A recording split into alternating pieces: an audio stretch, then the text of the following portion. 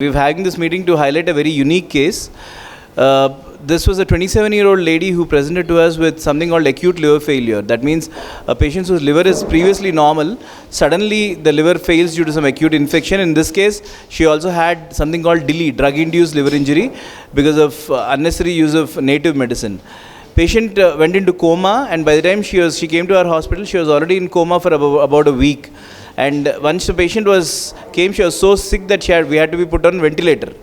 So acute liver failure is an indication for transplant, frequently done, but in this case the challenges were patient had already been in coma for 2 weeks before transplant, patient was on ventilator, patient had evidence of infection with low BP. So with all these factors, the risk of transplant is very, very high.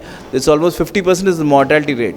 But in this case, after discussing with the family, we took up the challenge, and the entire team, with the combined efforts of our entire team, the liver ICU team, the hepatologists, the transplant surgeons, the transplant anesthetists, together we could do this really difficult, challenging transplant. And the beauty of it is, once we did the liver transplant, within 6 hours the patient woke up, and within 3 days the patient was walking around, and within 10 days the patient is she's ready to go home.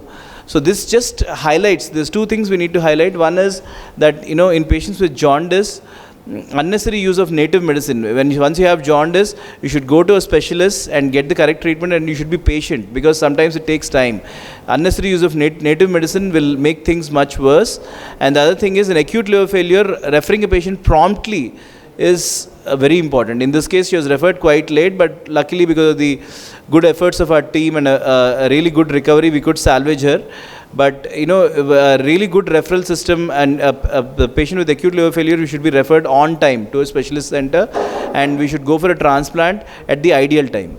The procedure is living donor liver transplantation done for acute liver failure of drug-induced liver injury.